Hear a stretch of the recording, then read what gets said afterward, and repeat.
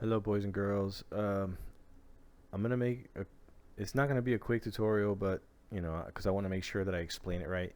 But I want to help you guys get your VTOL working with your flight sticks, so you don't have to use these clumsy. They're not clumsy. They're pretty good, but it's just you don't get a precise feel and a precise flight. You can't control your aircraft as good as you can control it with an actual physical flight stick. I don't care what you say, you will never be as precise. But anyway, maybe VTOL VR wasn't meant to be precise, right? I don't know. Anyways, guys, all right, so what is the first thing that you're going to do? All right, the first thing you're going to need, obviously, is this. You're going to need mod loader, okay? You're not going to, this is the actual mod here. This is where all your mods are going to be here. And if you have a bunch of mods, it'll be all here. But you're going to need this, okay? And I'm going to show you guys a video that's from a YouTuber here that I would recommend that you come to his channel and subscribe. I already subscribed to him, and he does a quick little tutorial guide on how to do this. So I'm gonna hit play here, and please pay attention. This is very simple. First, you want to head over to VTOL VR-mods.com. Navigate down below the About text, and there should be a green download button with the latest version there. You want to click on that and save this file where you can easily access it. For this tutorial, I shall be saving it on my desktop. Once the file is downloaded, head over to where it's saved and run the application. When running for the first time, Windows Smart Screen will pop up. Due to the expensive licensing from Windows, we cannot remove this. Just press more info and run anyway. For the mod loader to be installed, it needs to be run as administrator. Pressing yes on this pop-up will relaunch it as administrator. Now, we need to set the path of where VTOL VR is installed. There is an auto-detect button that might be able to find your installation for you. If that doesn't work, you can manually set it by pressing browse, navigating to where you have VTOL VR installed, and selecting the VTOLVR.exe file in the File Explorer.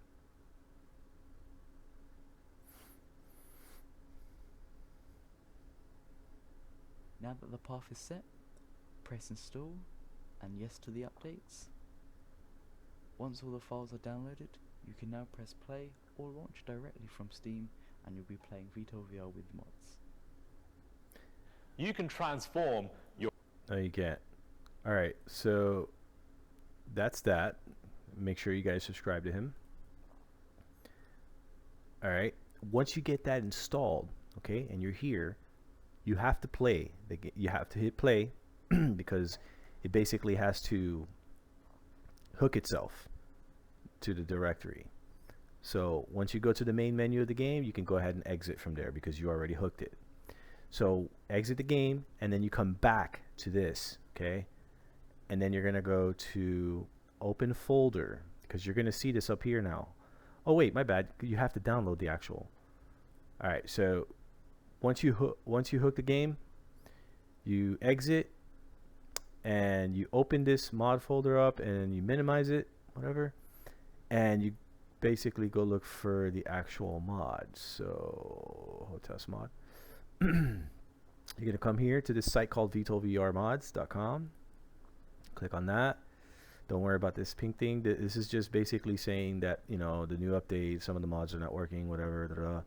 You're gonna click on one-click install. Once you click on that, it will automatically load it here. Okay, you'll start seeing it load real quick, and you'll see it up here. Now we're gonna get to the meat and potatoes. So you're gonna open folder. The first thing you're gonna want to do is, sorry guys, I'm losing my voice. First thing you want to do is go to mods, click on that, and you're gonna see this here. Okay, but yours is gonna have underscores. Mine doesn't because I took them off. You have to take the underscores off. So you're gonna right click on that, go to rename, and then just remove the underscores. That's all you gotta do, and hit enter. Done. That part's done. Once you're done with that, double click on this. The next thing you're gonna want to do here is unblocker. Okay. For some reason, let me click here. Go back up. For some reason here, we're on step 5 right here, okay?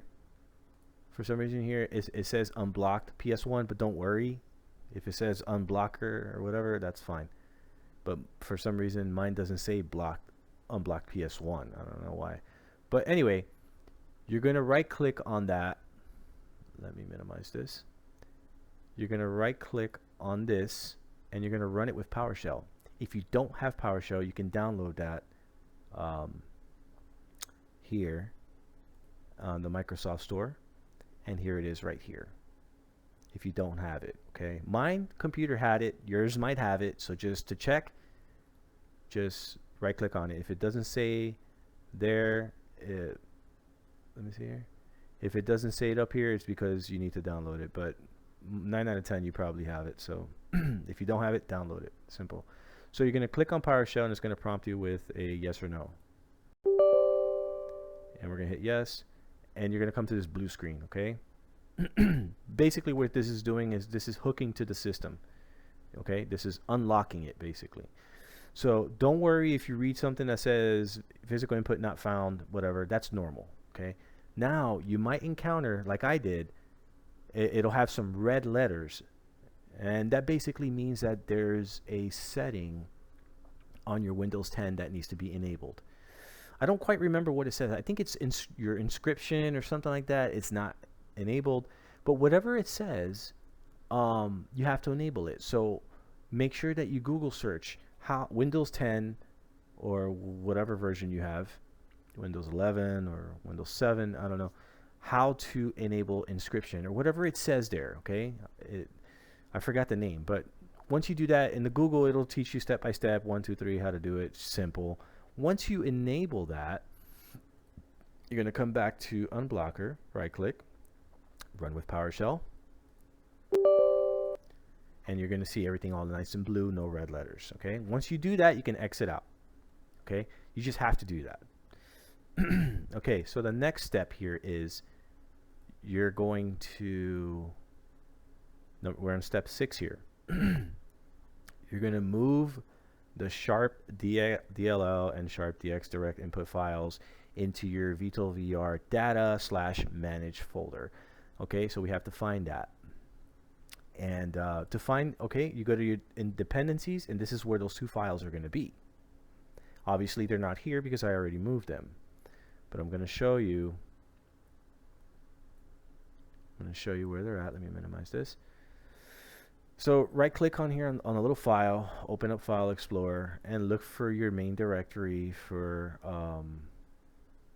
VTOL VR. So mine, in my case, it's on my D drive, Steam Library, Steam Apps, Common, and look for VTOL VR. And this is what you want to find right here, VTOL. So click on that. And then this is what you want to find here. This is where you're going to move them to, over here in this end. So you're going to basically copy or drag them over into, make sure you drag them into this little blank white line. For some reason, I like to do it there. I don't want to take the chance on, you know, copying it over to something. So let me find them. Oh wait, I passed it. This Sharp DLL something. Here they are. These 2 guys right here. Okay. Once you got those in there, you're ready to rock and roll for the next one. You're almost there, guys. We're almost there. Excuse me. Oh God, I'm losing my voice. I might be coming down with a cold. All right. So once you got those transferred over, your next step now will be to basically set your buttons. So this now all depends on what flight stick you have. Okay, so we're gonna open up this guy's thing here real quick, and we're on step number 7, which is edit the VTOL VR physical settings XML with the bindings that you want. So all right, this is where it's at. Okay, don't let all this freak you out. Hold on, just roll with me now. Okay, what he has is Warthog, a HOTAS Warthog. Okay, that's his flight stick. So if you got that same flight stick, you're good to go. You really don't have to do nothing unless you really want to change some buttons around because you don't like where it's at, like some things. But, you know, you really don't have to. I had to change mine around because I have a different flight stick. I have the T-Flight HOTAS 4. Okay. So let's go back up here. All right. So what you're going to do is you're going to right click here and you're going to open it with Notepad. Go ahead and open it with Notepad, and this is what you're going to see. Okay, so the stick name, all right, by default it's going to be the HOTAS Warthog. Okay, by default. So you're going to change it. You're just basically going to change it into your flight stick name. Now you have to put exactly the flight stick name that your computer is picking up. Okay, in order to find that, just click here, assuming that you already have your flight stick installed and the drivers and you know everything's working properly. You tested it with another airplane game and it works fine. Okay, you're gonna left click on that little start button, Windows start button, and then type in this joy.cpl, and you're gonna click on this thing on the top here. All right, and look at the name of my flight stick here. Okay, this is gonna show all your peripherals if you have more, but I only got the Xbox controller and my T-Flight HOTAS in. So, all right, so this is the name of mine here. So you have to put exactly what you see here. Okay, whatever yours is called, it has to be exactly the same. You can't have a lowercase. If it has a uppercase, then you have to put that. Okay, so in my case, T-Flight HOTAS 4, I put it up here. You can see that. Okay. Now here's another thing, guys. Depending on how your flight stick setup is, if your throttle is together with your flight stick, either by a cable, like together, like hardwired, or maybe your throttle is on the stick itself by a little lever and stuff like that. Okay. If it's together, we're gonna go through two phases here. If it's together, like mine, then you're gonna put your flight stick name here that you see here, and then you're gonna scroll down. And you're going to look for down here in the bottom, there's another stick name. Okay, there's two stick names, the stick name for this one up here, okay, and then you got the other stick name down here. So you're going to put that name, the same name. If it's together, you're going to put that same name down here, but by default you will see TWC. All right, TWC. Let me see here. Hold on, guys. By default, you will see this right here, TWCS throttle. Okay, that's what you're going to see down here. Before you go and change anything, guys, before you change this part down here, okay, what you want to do is just leave it for now, okay, and just make sure that on the first one up here on the top, that you put your joystick's name, whatever it is, Saytex something, blah blah blah, Hori, I don't know, Logitech, whatever, just whatever you see on that joy.cpl down there. Okay, you're going to put it up here, and then you're going to hit File, and you're going to hit Save. Don't save as, just hit Save. Okay, and that's it. Just exit out of that for now. Okay, and just go ahead and exit out of everything, and then you're going to basically get your headset ready and hit play, and then go to a free flight, you know, when you start inside the aircraft, and get the aircraft running. Okay, obviously your flight control surfaces won't work unless the aircraft's running. Get the aircraft running and look back to see if it's moving, or you can just move the mirror, the rear view mirror down. You can see your flight controls there. Excuse me. And if it's not working, then you come back go to open folder. Okay, you go to your mods and you come back down to this thing here again, and then you open with Notepad again, and you go down to the the second stick name, and then you change that TWCS HOTAS, whatever, throttle, whatever it says here, change it into the same name as you have on the top stick name. Okay, exactly that. Put it down here. Exit, go ahead and save it, exit, try again. It should be working this time. Okay. If you followed all these instructions that I said, it should be working this time. Okay, so we're gonna move on to the next step. It's working fine, but now you know what I'm saying, like, you want to put your buttons and stuff like that, right? You want to set your buttons. Now we're gonna look for we're gonna start down here, trigger. Okay, trigger. Now, for the sake of simplicity and so you guys can see it easier, I'm just gonna come over here to this.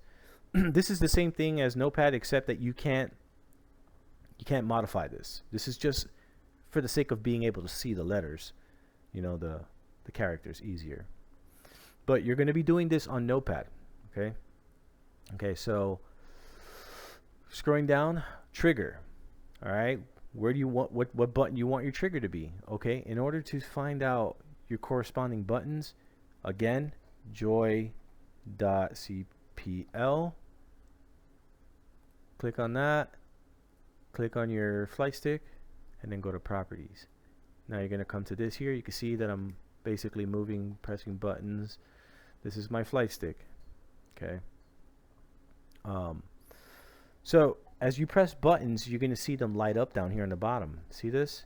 So my number 1 is my trigger for me. It might be different for you, but number 1 is the trigger for me here. So that's why I went ahead and said, okay, I want my trigger to be number 1. By default, it'll probably be number 6 or some other number, I forgot, but because it's basically hooked on, it was made with someone that had that Thrustmaster HOTAS Warthog. So his mappings are different than mine. So go ahead and change it to whatever number you want. Okay, this is was very important, guys, that you remember. You can't put number 1 here for the trigger and then put number 1 here also for bombs or for something else. They all, see here, trigger, pickle button, which is your bombs, trigger axis for F-45 cannon, weapon selector, all that. Okay, they all have to have a different number. They cannot be tied to the same number, because then it conflicts itself and it won't work. The whole thing won't work. Like when you get in that plane, even if you just change one little number to the same thing, once you get in the plane, it just won't work at all. It basically overrides everything. It just won't work. So okay, so like for me, bombs number 2, I liked it where it was at, so I changed this to number 2 because I think it was like a number 4 before. A trigger axis for F-45 cannon, I put it for number 11, even though I don't use the F-45, but I just wanted to map it somewhere just in case. I might tweak things out later. Weapon selector, this is for when you have the little radar and the little small thing that you move around to select, you know, an enemy aircraft. Basically my selector button's number 12, which is for me, it's I'm sorry, weapon selector. I'm not talking about the slewing of the thing. The weapon selector is to change your weapons. My bad. So whatever you like, you know, whatever you like on yours to change your weapons, you know what I mean? And mine is on my throttle quadrant, button number 12 here. I can't show you, but it's basically there. This is here we go, sensor slew depress for the radar. So when you can select your enemy aircraft on the radar, I put mine on number 3, which is on my flight stick itself. And now here's a number 1. Even though I have a number 1 up here, right? You're like, okay, so then it's going to conflict with stuff. No, not really, because this number 1 is different. It's the POV, your hat switch. This is so you can move and slew it around. The little radar selector thing, you know what I mean? So by default, it's going to probably be on number 1, so just leave it there. Don't change it by default. Unless it doesn't work on yours for some reason, so just go back to the joy.cpl over here and basically look for the number of your hat switch. Mine doesn't have a number, it just says point of view hat switch up here. Okay, it doesn't have a number, but whatever, I just left it on number 1 and it just worked, so just leave it there for now. Okay, and then scrolling down, tilt, that's for the engine tilt when you're going to hover. Put it for whatever button you want. Okay, I put mine on number 9 for tilting up, and then number 10 for tilting down. All right, and sensor control switch, I don't know what this is for. I haven't played the game long enough, but I knew that I had to set a button for it because I'm going to encounter a moment where I'm going to need this. So I put it as number 6 and number 7 for the opposite way, I guess, the control switch. So if I don't like it at some point when I find it and I need to change it, I'll just come back and change these. All right, so air brake or brake, whatever, air brake. I set that one up for number 8. Okay. That's all you had to do. Just put it for whatever number you want, whatever button you want on yours here. Mine is on my throttle quadrant for the brake. And countermeasures. Okay, chaff flare. I put mine as number 5 on my throttle quadrant. I like it there. It's convenient. And that's it, guys. All right, so just go ahead and hit File, Save, Close, get back into the game, and test it out. Make sure that it all works. Make sure it's good. It's a little bit of trial and error here and there, man, but it works. The way I told you guys here, it should work out just fine. Just make sure, if you have to watch this video again, I'm sorry, watch it again. But there isn't a video out there on how to get this set up. And I hope this works out for you guys.